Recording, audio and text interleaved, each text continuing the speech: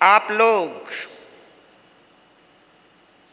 प्रभु महावीर के 27 भवों की कथा सुन रहे हैं। 26 भवों के बाद जो वर्धमान बने, जो महावीर बने, जो अंतिम तीर्थंकर बने, लेकिन अंतिम तीर्थंकर बनने से पहले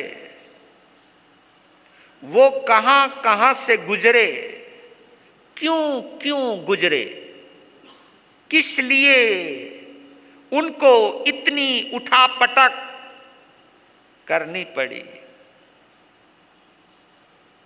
इसलिए महावीर की कथा सुनाने का मुझे दिल करता है। इसलिए दिल करता है कि मेरे प्रभु महावीर ने अपनी जीवन की कथा के माध्यम से हम सभी की जीवन यात्रा का रहस्य खोला है। हम भी इसी तरह भटक रहे हैं, हम भी इसी तरह यात्रा कर रहे हैं, कभी ऊपर की, कभी मध्यलोक की, कभी अधोलोक की, कभी स्वर्ग की, कभी इस मनुष्य लोक जिसमें त्रियंच गति भी है, और कभी नरक लोक की। क्यों जाते हैं, किस लिए जाते हैं, उन्होंने ये सब बातें अपने जीवन के माध्यम से बतलाई। जब मेरे साथ ऐसा हो सकता है तो सभी के साथ ऐसा हो सकता है। हे प्रभु, आपके इस अनंत उपकार को स्वीकार भी करता हूं और नमस्कार भी करता हूं। आप तो चले गए सिद्ध गति में, लेकिन हम सभी मुक्ति का इंतजार में हैं कि वो पल, वो क्षण कब आएंगे। जिस ज्योत में तुम समाये हो, उस ज्योत में हम भी समाएंगे। जिस रास्ते पर, जिस मार्ग पर, जिस पथ पर आप चले, हमको भी ऐसा सामर्थ्य दो प्रभु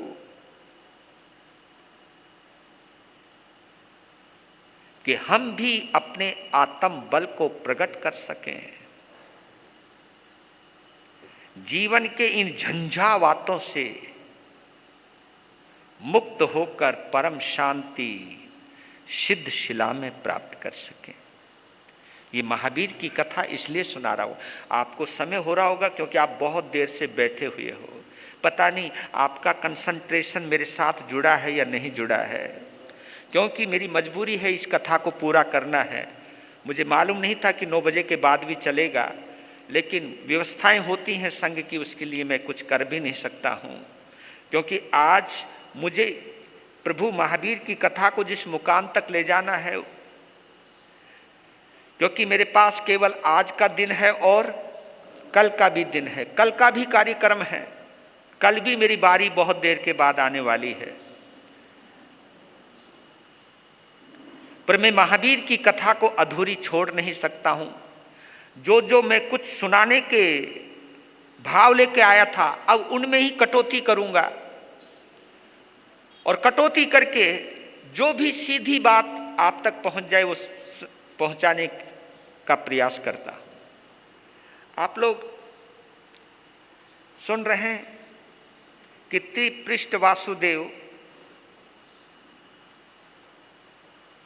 जो उनका 19वां भव है, और त्रिपृष्ठ वासुदेव का भव पूर्ण करके वो 7वीं नरक में जाते हैं, जो उनका 20वां भव है, और 7वीं नरक यानी आखिरी नरक है वो। उसके बाद कोई अधोलोक की सीमा नहीं है, अंतिम सीमा है।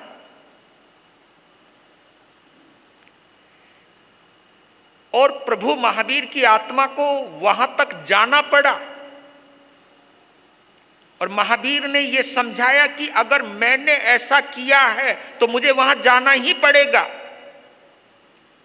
जो गलतियां मैंने की हैं, अगर वो गलतियां तुम भी करोगे तो तुम्हें भी वहां जाना पड़ेगा। जब मैं जा सकता हूं, तीर्थंकर होने वाली आत्मा भी जा सकती है। और तो और सम्यक्त का जिसने स्पर्श कर लिया, उसके बावजूद भी वो वहां गए हैं, क्योंकि बीच में एक ऐसा तूफान आया है जब सम्यक्त से कनेक्शन कट गया, समता से कनेक्शन कट गया, धर्म से कनेक्शन कट गया, काम क्रोध मद लोभ से कनेक्शन पूरी तरह से जुड़ गया। मद और पद, इसलिए कहता हूं कि जीवन में पद मिलने के बाद दो ही रास्ते होते हैं। अगर आपके पुण्य ने आपको पद दिया है तो पद पाने के बाद दो ही काम हो सकते हैं, या तो मद आ सकता है या मदद आ सकती है। क्या बोला मैंने? पद पाने के बाद मद करोगे यानी अहंकार करोगे, खुद भी डूब जाओगे, दूसरे को भी डुबाओगे। दूसरे को डुबा करके भी एक दिल को खुशी मिल जाती है। लेकिन पद पाने के बाद अगर मदद करने का भाव जगता है कि मैंने मदद करनी है, किसी की सहायता करनी है, तो पद भी मदद करने में सहयोगी बन जाता है। क्योंकि पद का भी कुछ अधिकार हैं जो हमें वो काम करने को अधिकार देता है। तो पद का मद ना करें बल्कि मदद करें। ये भगवान ने संदेश दिया कि मैंने मद किया, मैं चाहता तो मदद भी कर सकता था, लेकिन उस मद की वजह से मुझे 7वीं नरक में जाना पड़ा। इसलिए दो शब्द आते हैं, एक है सत्य और एक है सत्ता। सत्य की प्राप्ति स्वयं को तपाकर मिलती है, तपाना पड़ता है। सत्य की प्राप्ति के लिए खुद को तपाना पड़ता है। और एक शब्द है सत्ता, जो दूसरे को सता कर पाई जाती है। कभी कभी हम सत्ता का इस्तेमाल दूसरे को सताने में करते हैं। अगर मकसद दूसरे को सताने का है तो ये सत्ता हमें नीचे भी ले जा सकती है। लेकिन जब सत्ता सत्य से जुड़ती है तो फिर वो मुक्ति की तरफ भी जाता है। अब देखना, आपने गौर किया, 17वें भाव तक सब कुछ सही चल रहा था भगवान महावीर के जीवन से। नए सार के भाव से लेकर के 17वें भाव तक सब कुछ सही चला, क्योंकि इतने भाव तक या तो वो देव बने हैं या वो मनुष्य बने हैं। 17वें भाव के अंदर 18वें भाव में भी वो, पर लेकिन 18वें भाव के अंदर उन्होंने गड़बड़ कर दी। 17वें भाव में गड़बड़ करी, 18वें भाव में देवलोक में तो गए, 19वें भाव में मनुष्य भाव में भी आए, वासुदेव त्रिपृष्ठ भी बने, लेकिन देवलोक में जाना साधना का फल था। लेकिन देवलोक से त्रिपृष्ठ बनना यह निदान का फल था। निदान किया है, निदान यानी अपनी तपस्या को दांव पर लगा दिया, अपने लिए उस तपस्या से खरीद लिया। तपस्या का फल कभी खाली नहीं जाता और वो उन्हें मिला भी। लेकिन जब हम अपनी तपस्या को बेच देते हैं सांसारिक पदों के लिए या प्रतिष्ठा के लिए, फिर उस प्रतिष्ठा को बचाने के लिए या उस प्रतिष्ठा को बढ़ाने के लिए या अपने आप को प्रतिष्ठित करने के लिए हम दूसरे की प्रतिष्ठा गिराना शुरू कर देते हैं। ये फल मिलता है उसका निदान का, क्योंकि अहंकार आएगा। अहंकार किसी का मान सम्मान तो करता नहीं, अहंकार स्वयं का मान सम्मान चाहता है। और कितनी गजब की बात है कि दूसरे का अपमान करके भी हम अपना सम्मान प्राप्त करना चाहते हैं। ये सबसे बड़ी अभिमान की गलती है। अभिमान की कमी है कि अभिमान उसको कहते हैं कि मैं किसी का भी अपमान करूं, सब मेरा सम्मान करें। ये नहीं हो सकता। सत्ता के डर से, आपके पद के डर से, दिखावे में कोई आपका सम्मान तो कर सकता है, लेकिन उस सम्मान का रिश्ता हृदय से है या नहीं, ये स्वयं को विचार करना होगा। तो हुआ, आपने देखा भगवान महावीर की यात्रा का एक सुनहरे पल है जहां वो ऊंचाई पर जा रहे हैं, लेकिन अब वो नीचाई पर जा रहे हैं। वासुदेव बनने के बाद नीचे गए हैं वो, और गए तो गए कहां? सातवीं। लेकिन इसकी मूल में क्या चीज देखी आपने? गौर करना। विश्वभूति को सबसे ज्यादा लगाव राजकीय उद्यान अपने फार्म हाउस से था, राइट? इतना राग था उनको, क्योंकि ये ऐसा नहीं कि वो अपना कर्तव्य पूरा नहीं करते, लेकिन कर्तव्य पूर्ति करते जाते वहीं थे वो। अपनी रानियों के साथ उनको वहीं रहना पसंद था, वहां के झरने, वहां का पानी, वहां की सुख सुविधाएं, उनसे इतना लगाव था कि वो या तो लड़ने के लिए बाहर जाता था, आराम के लिए वहीं आता था। बस दो ही जगह थी, विश्वभूति दो ही जगह मिलता था, या तो युद्ध के मैदान में या राजकीय उद्यान में। दो ही जगह थी उसकी, दो ही शौक थे, या तो मौज मस्ती करना या लड़ाना, या लड़ना या किसी को हराना, यही तमन्ना थी उसकी। और इतना राग था उसको। अगर राग ना रहा होता, राग समझते होंगे ना, आसक्ति, क्योंकि महाराष्ट्र में राग क्रोध को कहते हैं, इसलिए मुझे उसको क्लियर करना पड़ा। यहां राग क्रोध को कहते हैं, कमाल की बात है। राग क्रोध नहीं होता, राग आसक्ति होती है। आसक्ति, दीवानगी, मस्ताना पन जिसको कहते हैं, मस्ती। और देखा आपने, राग का दूसरा पक्ष है द्वेष। जैसे ही उसके राग में, यानी जहां से उसकी आसक्ति थी, जिससे उसे लगाव था, उस लगाव में जिन्होंने भी परिजनों ने बाधा डाली, एन कैन प्रकार षड्यंत्र करके बाधा डाली, तो बाधा डालती एकदम क्या आ गया उनको? क्रोध आ गया, द्वेष आ गया। और ये निश्चित है, जहां राग है वहां द्वेष जरूर होगा। उसका ही फल था कि गुस्से में उन्होंने घर बार छोड़ दिया, दीक्षा ले ली, साधना अच्छी की, लेकिन वो विशाख नंदी उसके अंदर खटकते रहे। और उसी को खत्म करने के लिए उन्होंने निदान किया कि मैं इसका नाश करूं। ये देखिए, आपको जहां जहां भी आसक्ति है वहां से पतन होना जरूरी है। और आपको मैं बतला दूं, अगर मैं संत होते हुए भी मुझे अगर अपनी संप्रदाय से भी राग है ना, तो मेरा भी पतन निश्चित है। क्योंकि राग ये नहीं देखता कि आपका राग किस पर है, ये नहीं है। आपका अपनी दुकान पर राग है, आपका अपने मकान पर राग है, अगर मुझे अपनी संप्रदाय पर राग है तो परिणाम मुझे एक जैसे ही भुगतने पड़ेंगे।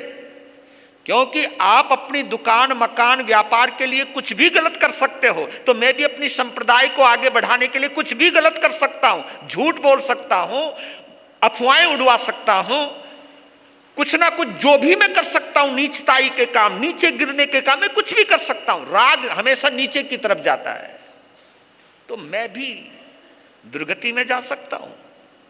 आचार्य होते हुए भी मैं दुर्गति में जा सकता हूं अगर मैं षड्यंत्र रच रहा हूं। क्योंकि षड्यंत्र कभी भी अच्छी मानसिकता में नहीं रचे जाते।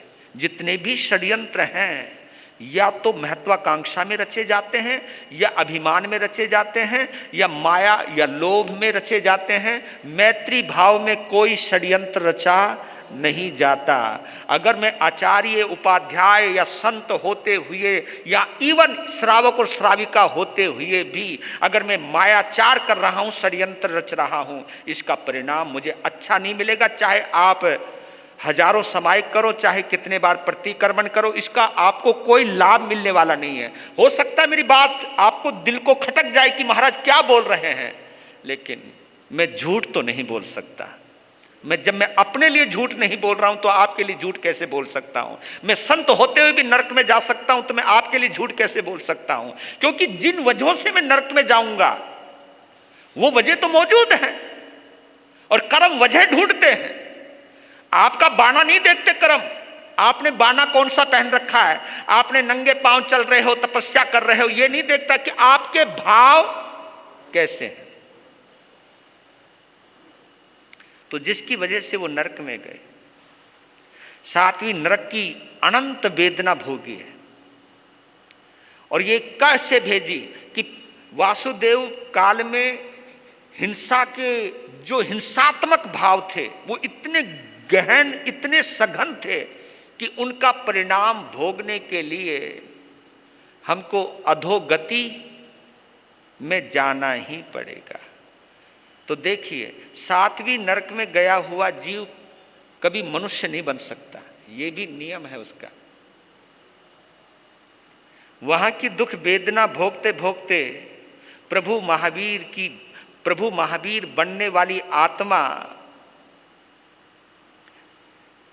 मालूम है 21वें भाव में शेर की योनि में आती है, सिंह की योनि में, यानी त्रियंच की योनि में।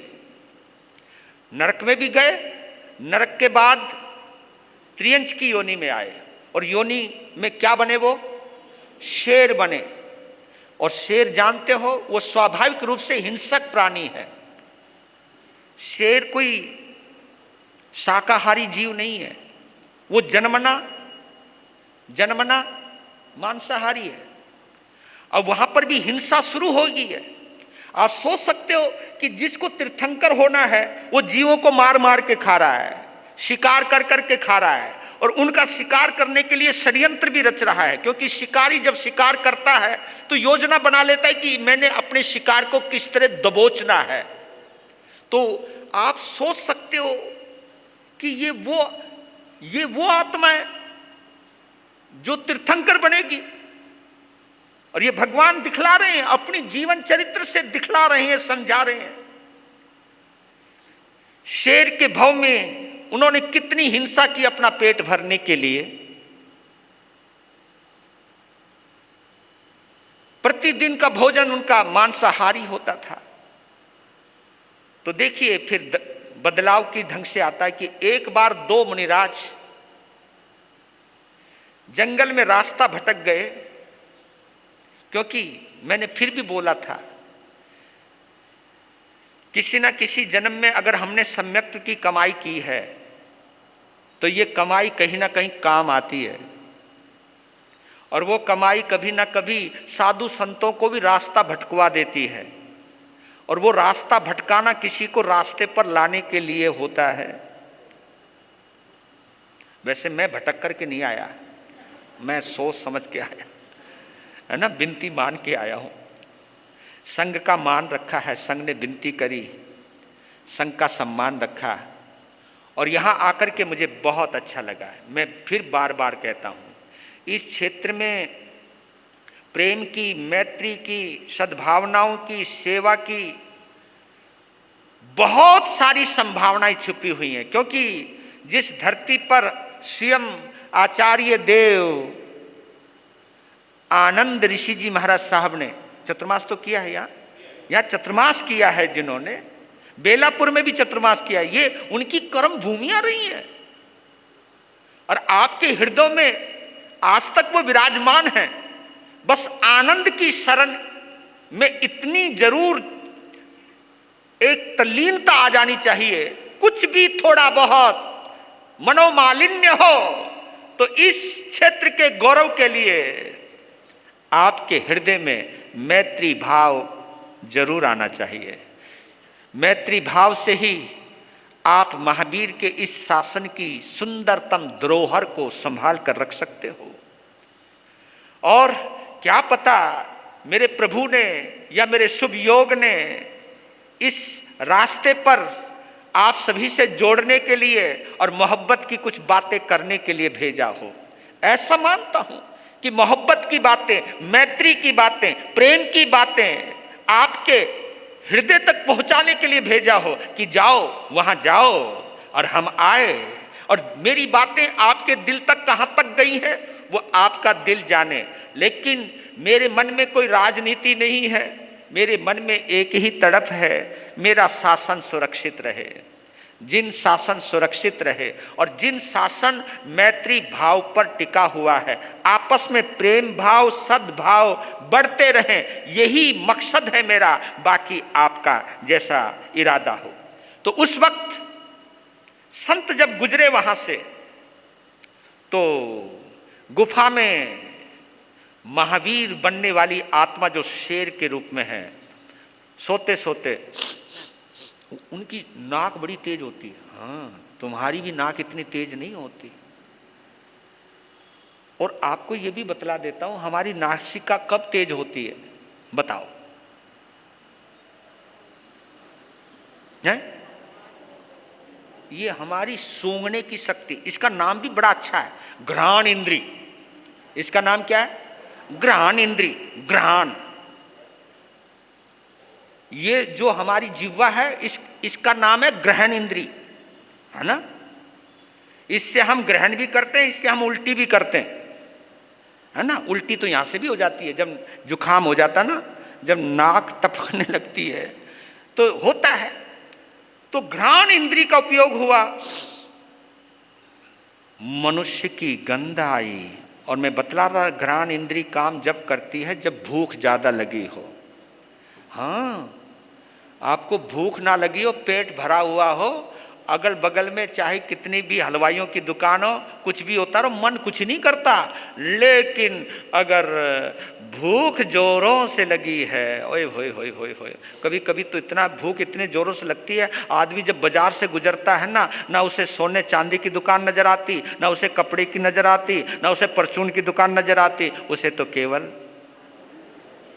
हलवाई की नजर। ये इंद्रियां भी क्या खेल खेलती हैं, ये शरीर भी क्या खेल खेलता है। तो एकदम गंध आई, भूखा था, सोया हुआ था, जाग गया, एकदम बाहर आया। अब शेर को ये कोई पता ये साधु महात्मा है, जिसको भूख लगी हो उसको तो अपना शिकार ही नजर आता है। तो एकदम दहाड़ा और स्पीड बढ़ाई उनके ऊपर आक्रमण करने के लिए। लेकिन उनमें से एक संत बड़े गहरे थे, उन्होंने कहा है वनराज शांत हो जाओ, शांत हो जाओ। ऐसी स्थिति में हाँ, ये वही बोल सकता है जिसको डर, हाँ, नहीं तो शेर सामने आवे उसे कोई समझावे को। एक बार हुआ था, चंडीगढ़ के पास छतबीड़ है, एक जगह है छतबीड़, वहां पर चिड़ियाघर है। मैं अपने भंते गुरुदेव श्री पारस मुनि जी के साथ, वहां के लोग वहां चिड़ियाघर है बहुत बड़ा। तो एक बब्बर शेर पिंजरे में था, तो पिंजरा बिल्कुल जैसे यूं, हम भी वहीं पहुंच गए। हम तो मेरे भंते श्री जी ये ओघे को बोला, यूं करके उनको लगाया, बोला कुछ बोला नहीं, ज्यादा होगा, पेट भरा हुआ होगा उसका। तो मैंने कहा भंते एक बात पूछूं? उनके पूछो। उनके अगर ये शेर पिंजरे में ना होता तो लीकड़ा लगाते, आप क्या करते? मैंने ये पूछा, अगर ये पिंजरे में नहीं होता तो आप क्या करते? उनके बोलिया फिर मैं क्या करता? फिर तो वही करता, फिर मैं कुछ नहीं करता, फिर तो आप ये देखिए, जैसे ही आक्रमण किया तो शांत हो जा वनराज। और उन आंखों से जब आंखें टकराई, रेंज से जब रेंज टकराई, पता नहीं क्या प्रभाव हुआ, शेर एकदम रुक गया। रोशनी जब मिली नजरों की, कहा कि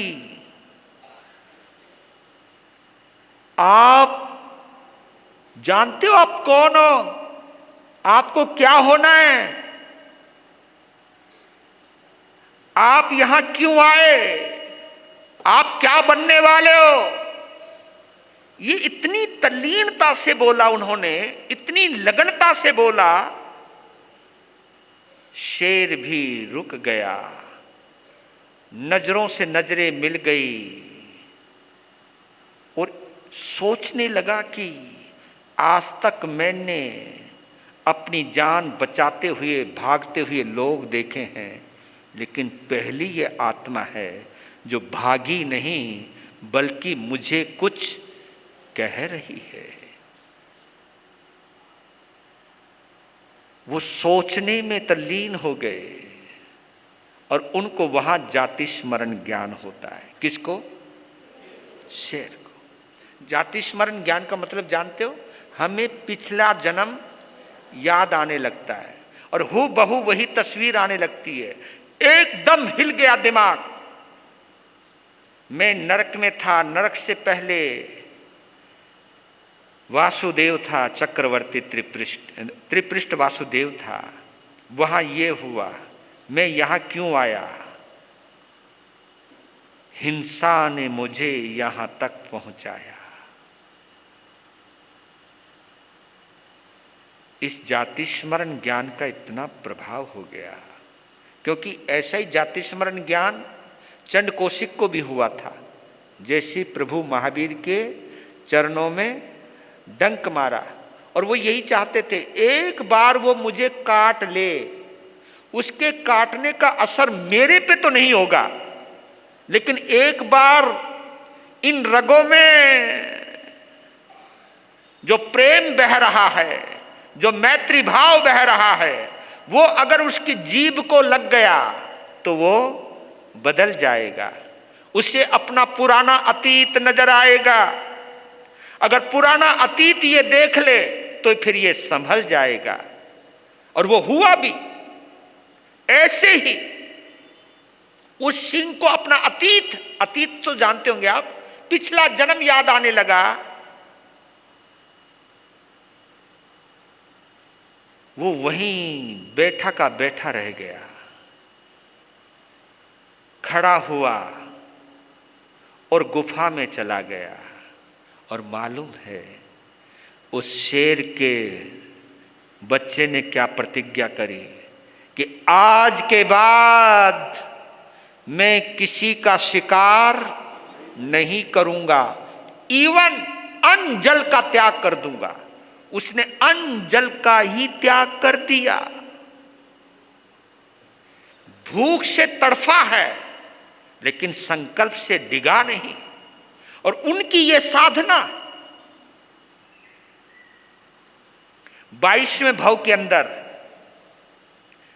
क्योंकि प्राण छूट गए हैं, तो रत्नपुर नगर है, प्रिय मित्र राजा हैं और महारानी बिमला हैं, उनकी कुक्षी से उनका जन्म होता है।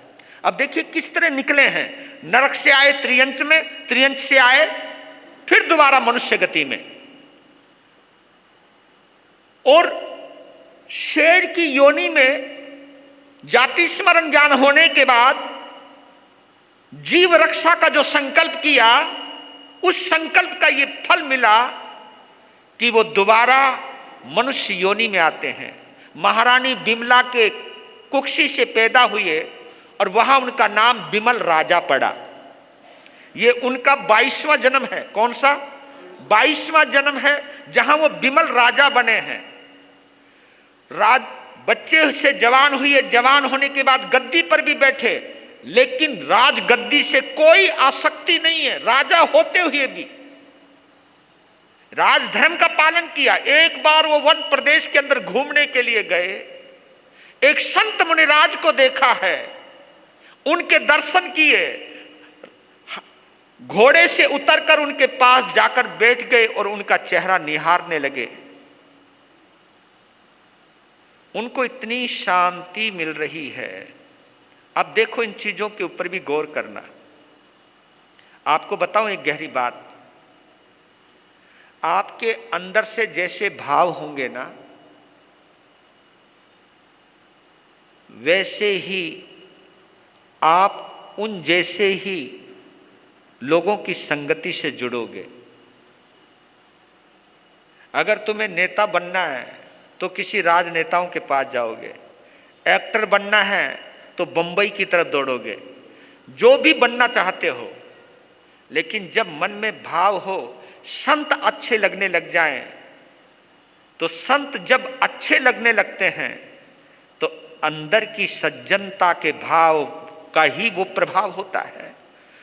और देखिए, जैसे मुनिराज ने ध्यान खोला और कहा, राजन संयम से कल्याण होता है, केवल यही शब्द बोला है। केवल, मैंने तो इतने दिन हो गए बोलते बोलते, तो भी पता नहीं दिल साफ हुआ या नहीं, है ना। मैं तो लाइजोल का पोछा भी लगा रहा हूं,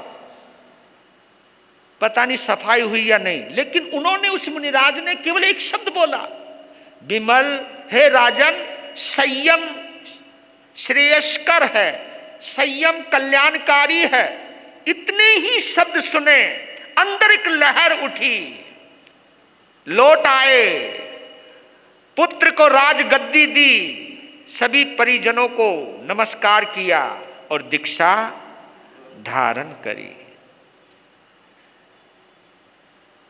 दीक्षा धारण करने के बाद उस जन्म को पूरा करके देखिए, 23वें भाव के अंदर पश्चिमी महाविद्य में आपने देखा होगा, पहले भी पश्चिमी महाविद्य के अंदर नए सार के भाव के अंदर प्रभु महावीर की आत्मा का उदय हुआ है।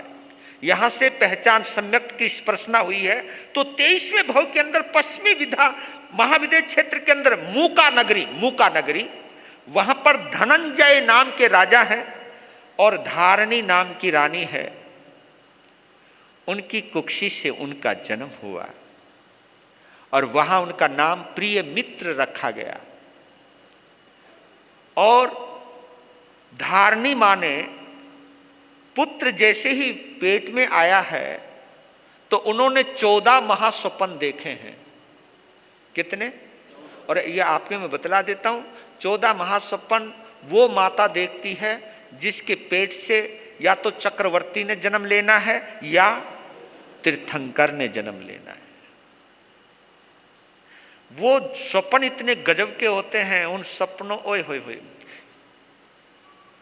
आजकल पंचम आरे में तो है नहीं, मैं कुछ नहीं बोल रहा, कभी तुम सोचो, आजकल पंचम आरे में काम चलाया जा रहा है। बताओ कैसे? मंदिरों में 14 स्वप्नों के दर्शन करवाए जाते हैं। अब तुम्हें दिखाई तो देते नहीं, क्योंकि यहीं देख लो भाई। पर लेकिन वहां पर भी बोला है कि उन सपनों को देखते देखते अगर तुम्हारे अंदर एक रोमांच पैदा हो जाए, एक भाव पैदा हो जाए, धन्य है उस मां को जिस मां ने ये 14 स्वप्न देखे हैं। पर लेकिन एक बात तो मैं आप लोगों के लिए भी कहना चाहता हूं, ये 14 स्वप्न तुम ही देख सकती हो, ये नहीं। इनको तो देख ही नहीं सकते बेचारे। ये 14 स्वप्न आप ही देख सकते हो, आप ही भगवान को जन्म दे सकती हो। ये आपकी रतन कुक्षी को मैं नमन करता हूं। इसलिए कहता हूं कि ये आपके पास एक बहुत बड़ी काबिलियत है, आपके पास बहुत बड़ी योग्यता है, आपके पास बहुत बड़ी पात्रता है कि आप किसी जिंदा मूर्ति को जन्म दे सकती हो। ये लोग पत्थरों की मूर्तियां बना सकते हैं, लेकिन आप लोगों को जिंदा मूर्तियों को जन्म देने की ताकत आपके पास है। पर लेकिन महापुरुष को जन्म देने से पहले आपको भी तो महान आत्मा बनना पड़ेगा। और महान आत्मा बनने के लिए आप सभी को एक ही काम करना है कि आपको सभी प्रिय लगें, आपको सभी प्यारे लगें, आप में भेदभाव ना आए। आप ये सोचें कि मेरी भेदभाव के गंदे परमाणु मेरे बच्चे को छू ना जाएं, मेरी घर की दीवारों को स्पर्श ना करें, मेरे गंदे विचारों के परमाणु भोजन में ना जाएं, किसी के मन तक ना पहुंचे। मुझे नारी भी कहा है, कल्याणी भी कहा है, घर गृहिणी भी कहा है। घर मेरे से चलता है क्योंकि मैं कुल, खानदान, परंपरा को आगे बढ़ाने वाली हूँ। तो मैं, जो कोई जीव आत्मा मेरे माध्यम से इस दुनिया में आए, तो मेरा संबंध परमात्मा से जुड़ जाए। मेरे माध्यम से मेरा बच्चा भी परमात्मा से जुड़ जाए, उनकी पवित्र ऊर्जा से जुड़ जाए, वो भी देवता फरिश्ता बनकर इस धरती पर आए। यही काम नारी को दिया है। इस कार्य को मैं सुंदर ढंग से निभाऊं। धारणी मां ने 14 स्वप्न देखे, उल्लसित हुई, प्रफुल्लित हुई, आनंदित हुई। आने से पहले ही बच्चे ने आनंद दे दिया और फिर आगे बढ़ने लगे। वो प्रिय मित्र चक्रवर्ती पद को प्राप्त करते हैं और जब वो चक्रवर्ती बन गए तो एक बार पोटिल नाम के आचार्य मूका नगरी में आते हैं और चक्रवर्ती प्रिय मित्र उनके दर्शनों के लिए जाते हैं, उनका प्रवचन सुनते हैं। चारों तरफ वैभव फैला हुआ है, लेकिन कमाल है, आप देखिए, राज उद्यान के लिए मर मिटने वाली आत्मा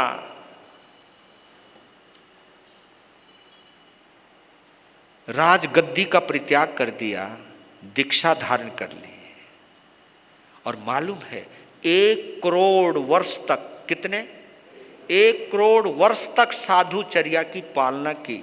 किन्होंने? प्रिय मित्र चक्रवर्ती का पद छोड़ के। जाने को वो मुक्ति में जा सकते थे, लेकिन अंतिम तीर्थंकर बनना है, कुछ ना कुछ बाकी रह गया है, कुछ ना कुछ हिसाब किताब जो इकट्ठा कर रखा है उसको पूरा करना है। तो वहां से आयुष्य पूर्ण कर 25वें भव के 24वें भव में महाशुक्र देवलोक में गए।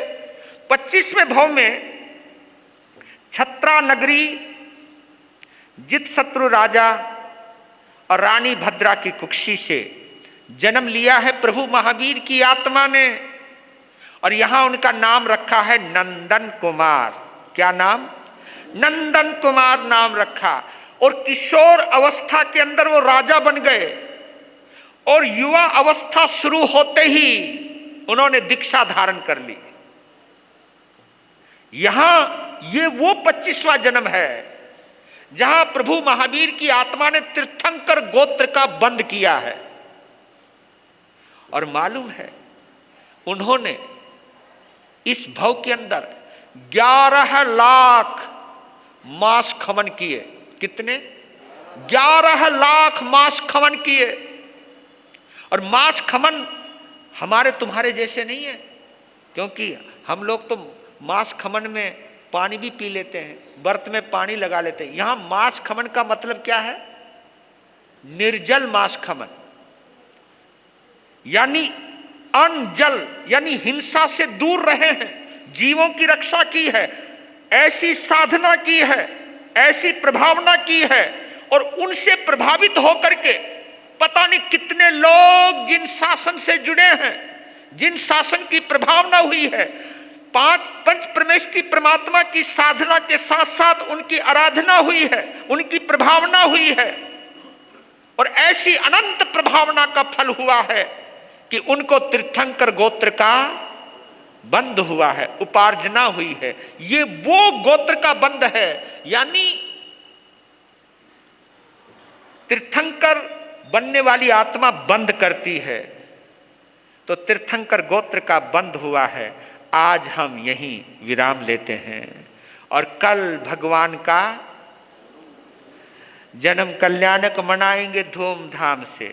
यहां तक तो पहुंचा दिया आप सबको, हैं जी। नए सार से चले हैं, नंदन तक पहुंच गए हैं। नए से शुरू हुए, ने तक पहुंच गए हैं। अब 26वें भव में वो देवलोक के अंदर जाते हैं। प्राणत देवलोक है, वो देवलोक में जाते हैं। देवलोक में ही अभी बैठाते हैं, कल उनको फिर बुलाएंगे। आप भी आओगे ना?